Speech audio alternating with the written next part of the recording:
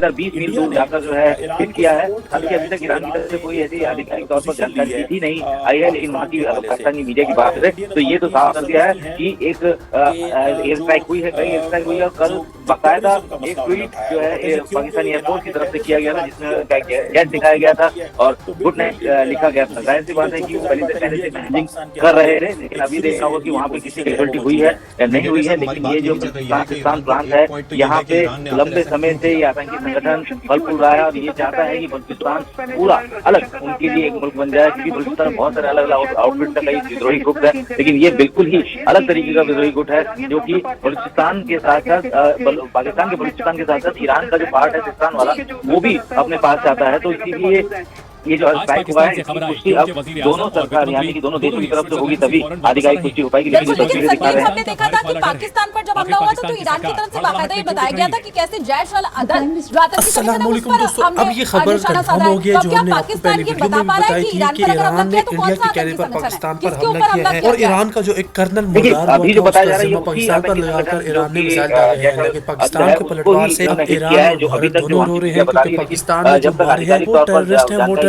जो है, ये रिटेलिएशन है, क्योंकि अगर ईरान ने अगर ये स्ट्राइक दोनों को बड़ी तकलीफ है क्योंकि नहीं करता तो रिटेलिएशन है, रिटेलिएशन में कई सारे सिचुएशंस हैं वो चेंज हो जाते हैं। मुबारक नाम रखा हुआ था आपके यादव पटेल ने, जिसे बाद में पाकिस्तान ने पकड़ लिया था और गुलबशन यादव उसका नाम की मजे की कहानी सुनाता हूँ। उसका बात है मंगल की, जिसे हिंदी में मंगलवार कहते हैं। मंगलवार के दिन हिंदुस्तान का वजीर खारजा जयशंकर चला जाता है तेहरान ईरान में, जाकर ईरान को एक बड़ी कहानी सुनाता है। ईरान को कहता है कि आप जाओ और पाकिस्तान पर हमला कर दो, और क्योंकि हमने भी हमला किया था पाकिस्तान ने कुछ नहीं किया, जायज सर्जिकल स्ट्राइक हमने भी की। बालाकोट में बम गिरा कर आए थे 300 उन्होंने आतंकी मार दिए थे, लेकिन दोस्तों सच तो ये था कि 15 दरख्तों ने कौवा मारा गया था। लेकिन चलिए जयशंकर ने ये कह दिया, ईरान भी आया और उसने भी पाकिस्तान पर मिसाइल दाग दिए, लेकिन जब पाकिस्तान ने पलटवार की तो ईरान भागता हुआ वापस गया भारत के पास और कहा है पाकिस्तान तो बहुत ही बुरी तरह मार रहा है। तो हिंदुस्तान ने कहा कि हाँ वो तो हमें भी उसने मारा था, हमारा तो मीनानंद को पेल पार कर रख दिया था और उल्टा लड़का मार मार कर वापस किया था। ये तो होने ही वाला था। यानी ईरान ने पहले तो बहुत ही जल्दबाजी कर दी, लेकिन अब मार पड़ी है तो ईरान अभी ठिकाने पर आता हुआ दिखाई दे रहा है। पाकिस्तान ने जो ड्रोन से और दोस्तों F-17 थंडर से BVR मिसाइल फायर किए हैं तो ईरान अंदर तक हिल रह गया है। कहा जाता है कि जिस जगह पर पाकिस्तान के बम जाकर गिरे हैं उस पूरे इलाके में अभी तक धुंध छाई हुई है, इतनी सख्त धुंध है वहाँ पर ऑपरेशन करना भी अब ईरानी गार्ड्स के लिए काफी मुश्किल हो रहा है। क्यों पंगा लेते हो आप लोग दूसरे ही मुल्कों से, जहाँ पर हिंदुस्तान इतना बड़ा मुल्क पाकिस्तान से कई गुना बड़ा मुल्क, वो पाकिस्तान के सामने कोई टिक नहीं पाता। आप तो किस खेत की मूली हो,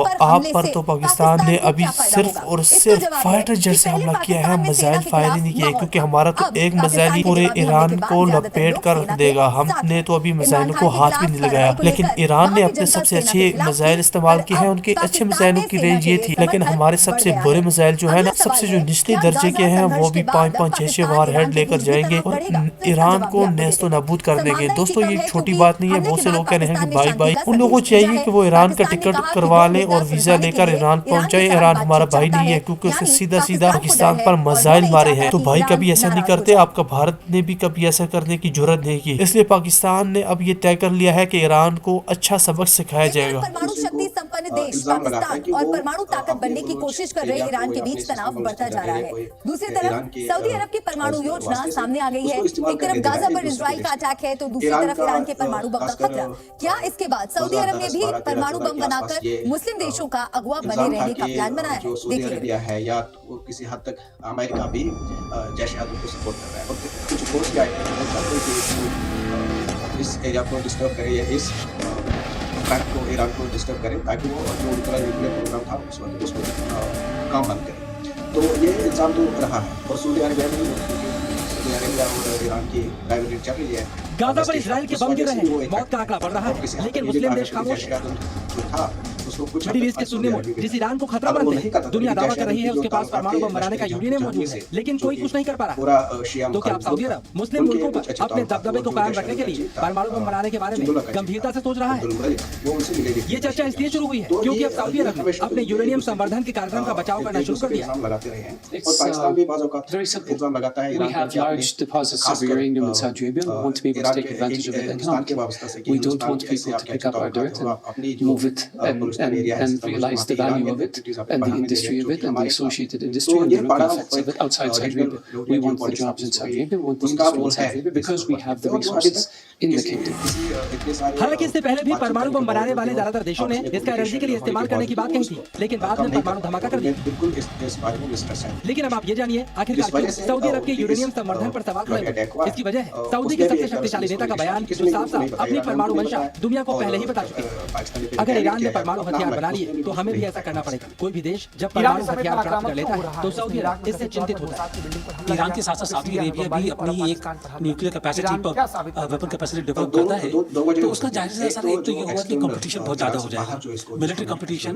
और ये भी हम जानते हैं कि सऊदी अरेबिया ईरान में जो रिवैलरी है एक दूसरे की, एक शिया है दूसरा सुन्नी है वहाबी है, तो एक तरह से अपने प्रभाव के लिए जो उनके बीच में कंपटीशन चलता रहता है ये, तो उसको देखते हुए डर ये है कि ये कंपटीशन और पहले से ज्यादा खतरनाक हो जाएगा ये। सऊदी अरब के क्राउन प्रिंस ने ईरान के बम तैयार करने पर खुद भी बम बनाने की बात कही थी, तो आप ये भी जानिए कि ईरान का परमाणु कार्यक्रम कहां तक पहुंचा है। इंटरनेशनल एटॉमिक एनर्जी एजेंसी के मुताबिक ईरान के पास कई परमाणु हथियार बनाने का यूरेनियम है और पहली बार ईरान ने इतना यूरेनियम इकट्ठा किया है। कुछ सालों पहले भी दावा किया गया था ईरान के पास कम से कम एक बम बनाने के लिए 60% तक समृद्ध यूरेनियम मौजूद है। ईरान भी कह चुका है कि उसके पास परमाणु बम की तकनीक है, लेकिन फिलहाल उसका परमाणु बम बनाने का कोई इरादा नहीं। लेकिन संयुक्त राष्ट्र के अधिकारियों ने ईरान के परमाणु कार्यक्रम से सावधान रहने की जरूरत बताई है। इसके अलावा दुनिया की तमाम खुफिया एजेंसियों का दावा है कि ईरान परमाणु हथियार बनाने की जी तोड़ कोशिश कर रहा है और इसे मिडिल ईस्ट के देश अपने लिए खतरा मानते हैं। तो जैसा कि जियोपॉलिटिकल सिचुएशन चल रही है वहाँ पर स्ट्रेटेजिक सिचुएशन मिडिल ईस्ट में, अगर सऊदी अरेबिया सोचता है कि मेरे को भी यहाँ पर एक बैलेंस बनाए रखने के लिए न्यूक्लियर कैपेसिटी एक्वायर करनी है तो उनके लिए आसान हो जाएगा ये, लेकिन करेंगे या नहीं करेंगे और उसके बाद में क्या नतीजा होगा तो वो तो बात की बात है। अब ईरान बम बनाने के करीब है तो सऊदी अरब के पास भी यूरेनियम है और इस तकनीक को पाने के लिए खर्च करने लायक पैसा भी सऊदी के पास मौजूद है। इसके अलावा पश्चिमी देशों की मीडिया इस बात का भी दावा कर चुकी है कि पाकिस्तान के परमाणु कार्यक्रम में भी सऊदी अरब का ही पैसा लगा था। एक हद तक सऊदी अरब के पास मुस्लिम मुल्कों के समर्थन से परमाणु बम बनाने के बाद दुनिया के दबाव को भी सहने की क्षमता है। दावोस का दौरा बीच में छोड़ करके वापस लौटेंगे, ये जानकारी सामने आ रही है। हालातों को देखकर केयरटेकर पीएम का फैसला, वर्ल्ड इकोनॉमिक फोरम के लिए दावोस में उनकी मौजूदूगी थी, लेकिन इस वक्त जिस तरह की स्थिति बनी हुई है उसे देखते हुए उन्होंने अपना दौरा बीच में ही छोड़ने का फैसला लिया है। The Prime Minister of Pakistan, Anwar Haq Kakar, who is currently in Davos to attend the 54th annual meeting of the World Economic Forum, has decided to cut short his visit in view of the ongoing developments. The people of Iran, as our friends and brothers, and we have no interest in escalating any situation. ये show करना में देख सकते हैं, उसका link भी description मिल जाएगा। आज रेफरेंस की भरमार। hope फिलहाल बात आगे बढ़ाते that हैं। ग्लोबल फायर पावर इसकी 2024 वाली रैंकिंग 16 जनवरी को रिलीज की गई। 145 देशों की मिलिट्री का मूल्यांकन किया गया। पहली 3 पोजीशन पर है।